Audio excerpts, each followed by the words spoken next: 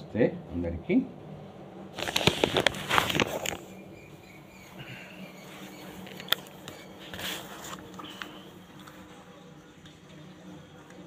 భక్తి యోగం బై స్వామి వివేకానంద.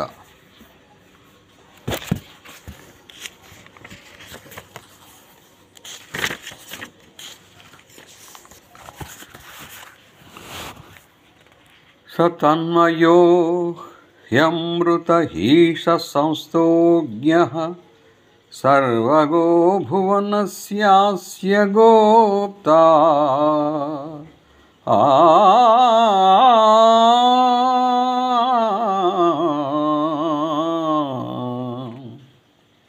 య ఈశేయస్య జగతో నిత్యమేవ నాన్యో హేతుర్విద్యత ఈశనాయ.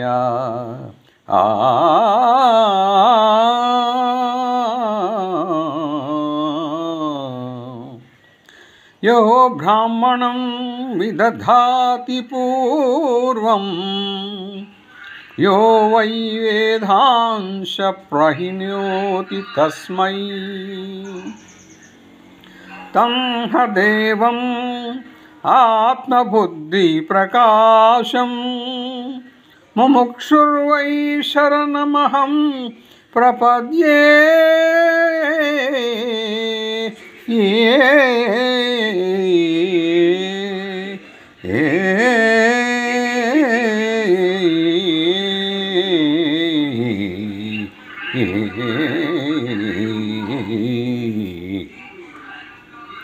అతడు ఈ లోకానికి అంతరాత్మ, అమృత స్వరూపుడు, ఈశ్వరుడు, సర్వజ్ఞుడు, సర్వవ్యాపి, లోకరక్షకుడు, శాశ్వత ప్రభువు, శాశ్వతుడైన అలాంటి పరమాత్మ కంటే జగన్నియామకుడు మరొకడు లేడు.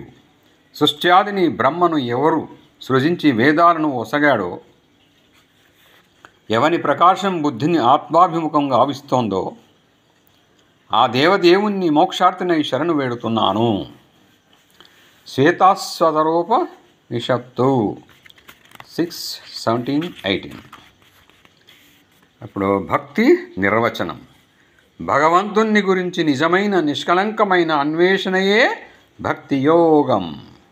ఇది ప్రేమలో జనించి ప్రేమలో వికసించి ప్రేమలో లయిస్తుంది. ఉత్కృష్టమైన ఇలాంటి భగవత్ ప్రేమోన్మాదం క్షణమాత్రం లభించిన అది మనకు శాశ్వత మోక్షాన్ని ఒనగూరుస్తుంది.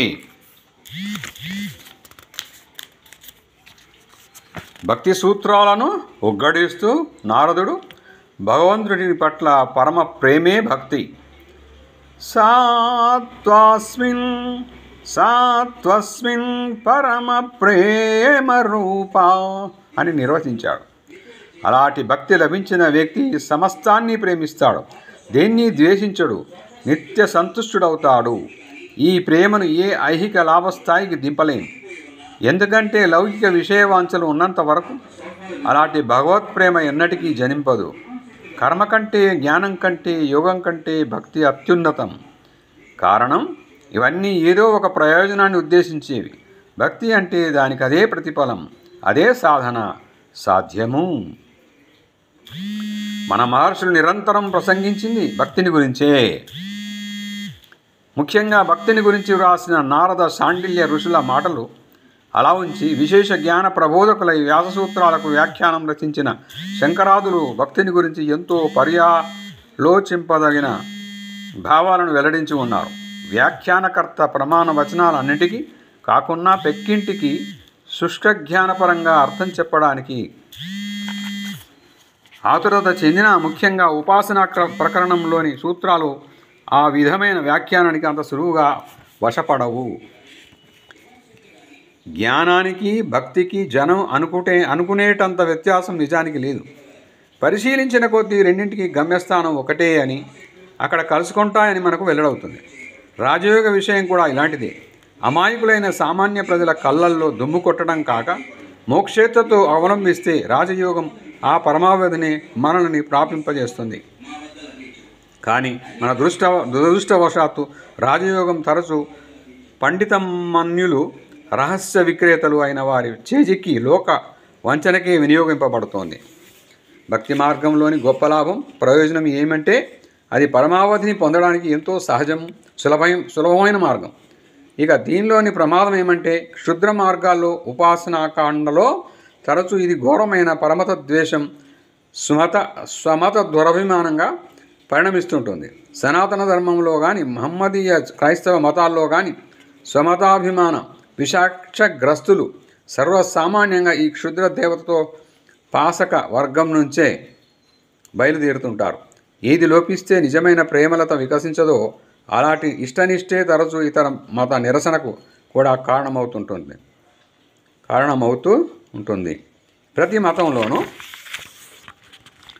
ప్రతి దేశంలోనూ పరిణత లేని దుర్బల మనస్కులందరూ తమ ఆదర్శంలో ఒక్క విధంలోనే అభిమానం చూపుతుంటారు. అదేంటంటే పరమత ద్వేషం, పరమత ఆదర్శ నిరసనం.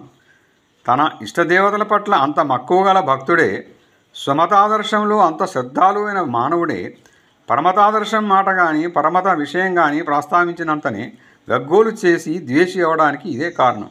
తన యజమాని సంపద పరాధీనం కాకుండా రక్షించే కుక్కబుద్ధి వంటిది కొంతవరకు ఈ విధమైన స్వమతాభిమానం. విశేషమేమంటే మానవుడి తార్కిక బుద్ధి కంటే కుక్కకున్న సహజ గుణమే మేలు. ఎందుకంటే తన యజమాని ఏ రకమైన దుస్తులను ధరించి తన ముందుకు వచ్చినా కుక్క అతన్ని శత్రువు అని భ్రమించదు. మరో విషయం, పరమతద్వేషికి విచక్షణ శక్తి నశిస్తుంది. వ్యక్తిగత అభిప్రాయాలకే అతడు తలవొగ్గి వాటి చేత మోహితుడవుతాడు. ఎవరైనా ఏదైనా చెబితే అది న్యాయసమ్మతమా కాదా అనే విషయం అతడికి అక్కర్లేదు. కానీ అతడు ఎల్లవేళలా ముఖ్యంగా తెలుసుకునే శ్రద్ధ వహించేది ఒకటి ఉంది. అతనికి కావాల్సింది అదెవరు చెప్పారనే విషయం. తన అభిప్రాయంతో ఏకీభవించే వారి పట్ల దయా సౌజన్యాలతో ప్రేమానురాగాలతో మెలిగే మానవుడే మతాంతరులైన సోదరుల పట్ల దారుణ్య కృత్యాలు చేయడానికి లవలేశం సంకోచించడు.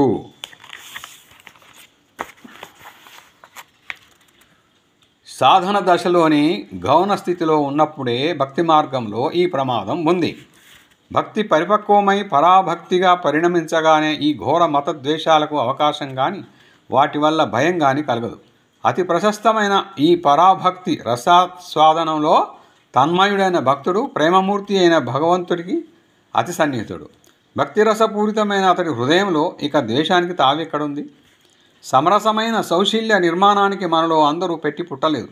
అయినా భక్తి జ్ఞాన యోగాలనే ఈ మూడు సంపూర్ణ సమన్వయం పొందిన సౌశీల్యమే మహోత్తమమైనదని మనకు తెలుసు. పక్షికి ఎగురడానికి 2 రెక్కలు, చుక్కాని వంటి తోక అవశ్యకాలు కదా. అందులో ఒకటి జ్ఞానం, రెండోది భక్తి. యోగమే చుక్కాని అయిన తోక. ఒక పట్టులో ఈ మూడింటిని సమంగా ఉపాసింపజాలక భక్తి మార్గాన్ని మాత్రమే అవలంబించేవారు అవశ్యం. ఈ విషయాన్ని గుర్తించాలి. క్రియాకలాపాలు, విధులు అభివృద్ధి చెందే సాధకుడికి ఎంత ఆవశ్యకాలైనా భగవంతుడి పట్ల మనకు గాఢానురక్తి కలిగించడం కంటే వాటికి మరో ప్రయోజనం లేదు. భక్తి ప్రభావాన్ని అంగీకరించడంలో జ్ఞాన ఆచార్యులు, భక్తి ఆచార్యులు ఏకీభవిస్తున్నా వీరిలో కాస్త భేదాభిప్రాయం ఉంది. జ్ఞానులు భక్తిని మోక్ష సాధనగా పరిగణిస్తారు. భక్తులైతే భక్తే సాధ్యమని భావిస్తారు. నా బుద్ధికి ఇది అంతగా భేదం లేని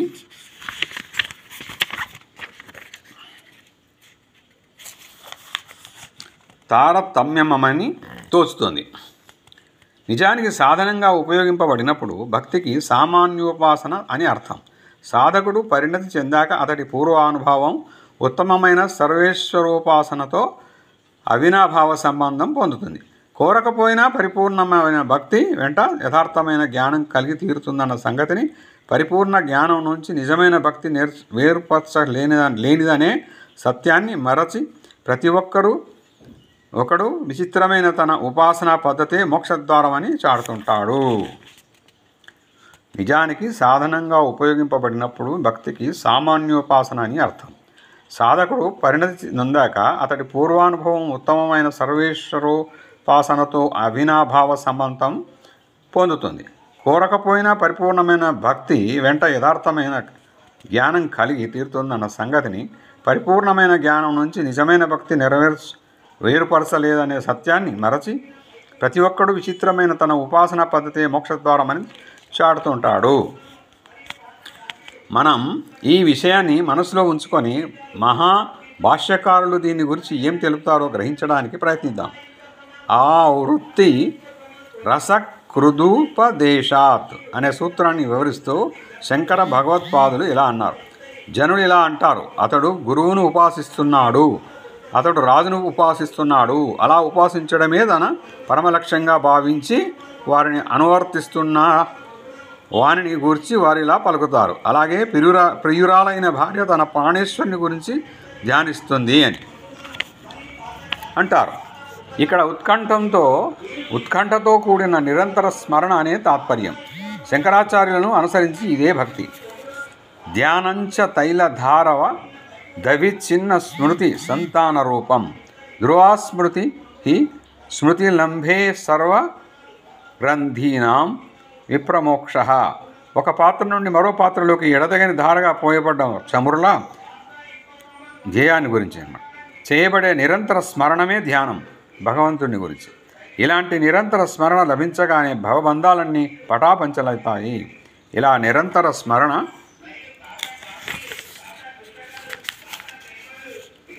మోక్షోపాయమని స్మృతులతో చెప్పబడింది.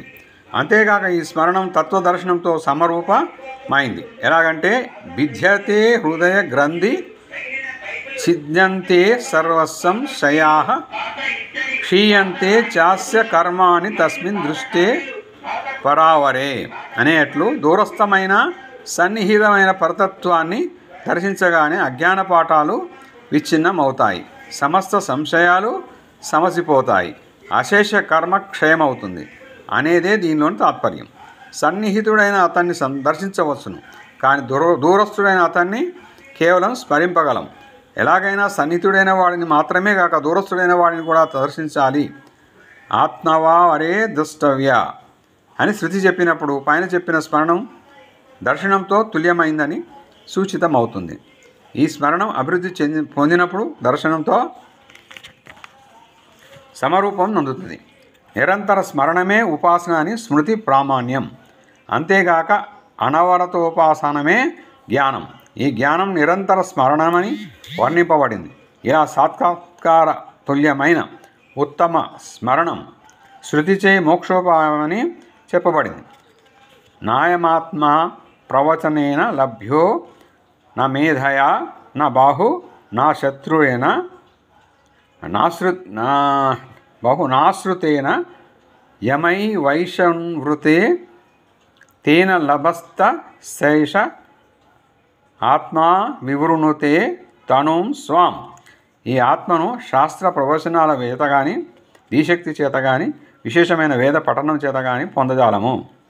ఈ ఆత్మ ఎవరిని వర్తిస్తుందో వాడికే లభిస్తుంది, వాడికే సాక్షాత్కరిస్తుంది. ఇక్కడ కేవలం శ్రవణ మనన నిధి ధ్యాసనాలు ఆత్మతృప్తికి ఉపాయాలు కావని చెప్పాక ఎవరిని ఈ ఆత్మ వరిస్తుందో వాడికే ఈ ఆత్మ లభిస్తుంది అని చెప్పబడింది. ఎంతో ప్రేమించబడిందే కోరబడుతుంది. ఎవడికి ఈ ఆత్మ ప్రియతమో వాడే ఆత్మకు ప్రియతమో అవుతాడు.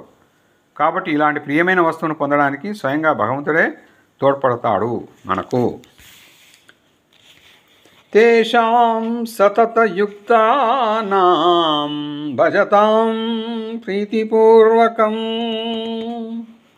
తేషాం సతతయుక్తానాం భజతాం ప్రీతిపూర్వకం దదామి బుద్ధియోగం తం యేన మాముపయాంతి తే దదామి బుద్ధియోగం తం యేన మాముపయాంతి తే. సదా నా పట్ల ఆసక్తులై ప్రీతిపూర్వకంగా నన్ను భజించేవారికి నన్ను పొందడానికి హేతువైన బుద్ధియోగాన్ని ప్రసాదిస్తాను అని భగవంతుడు వచించి ఉన్నాడు. కాబట్టి స్మరణ రూపక సాక్షాత్కార లభ్యమైన పరమాత్మకు ప్రియమవడం చేత సాక్షాత్కారం రూపమైన ఈ స్మరణం ఎవడికి ప్రియతమో వాడినే పరమాత్మ వరిస్తాడు, వాడికే పరమాత్మ లాభం కలుగుతుంది. ఇలాంటి నిరంతర స్మృతే భక్తి అనబడుతుంది. అథాతో బ్రహ్మజ్ఞాన జిజ్ఞాస అనే వ్యాస సూత్రానికి వ్యాఖ్యానంలో రామానుజాచార్యులు పై విధంగా చెప్పారు.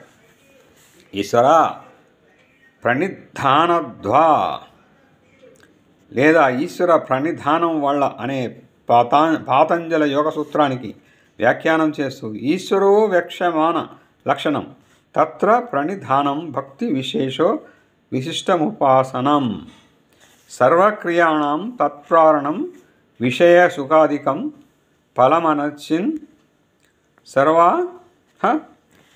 క్రియాస్తస్మిన్ పరమ గురావర్ప యతి తత్వనిధానం విశేష సుఖాధిక ఫలేక్షను విడిచి సమస్త కర్మలను పరమగురువైన ఈశ్వరుడికి అర్పించడమే భక్తి విశేషమైన ప్రణిధానం అని భోజదేవుడు వచించాడు.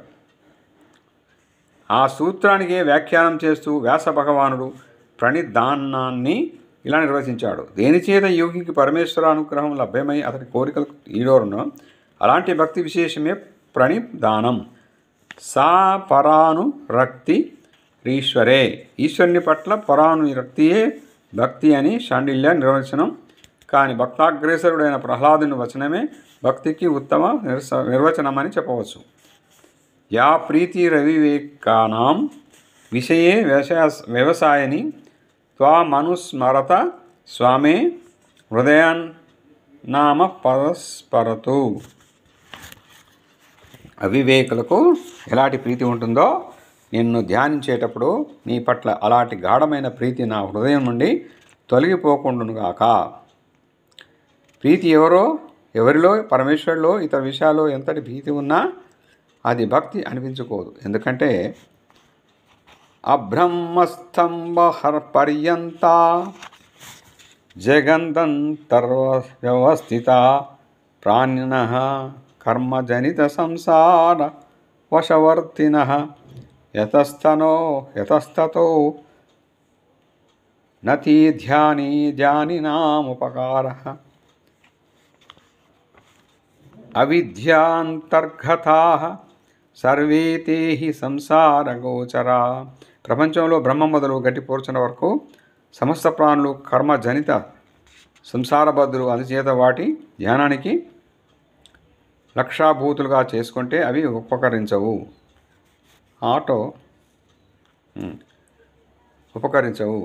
ఇలా రామానుజాచార్యుడు సుప్రసిద్ధుడైన ఒక పూర్వాచార్యుడి వాక్యాలను ఉదహరిస్తూ చెప్పాడు.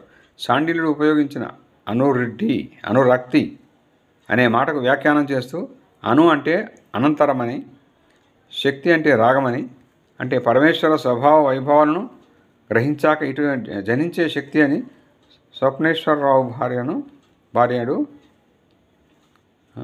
సప్తేశ్వరాచార్యుడు అంటారు.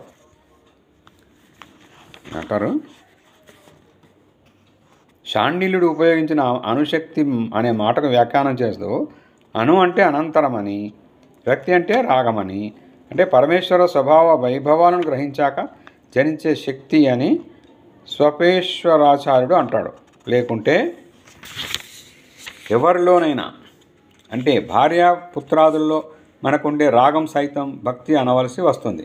కాబట్టి సామాన్యమైన ఆరాధనతో మొదలుపెట్టి భగవంతుడిలో గాఢానురక్తిని మించే దివ్యానుభూతిని పొందడానికై చేసే సాధన క్రమమే భక్తి అని మనకి ఇప్పుడు స్పష్టమవుతుంది. Thank you viewers, thank you subscribers, thank you one and all. రెండవ ఎపిసోడ్లో మళ్ళీ కలుసుకున్నాం.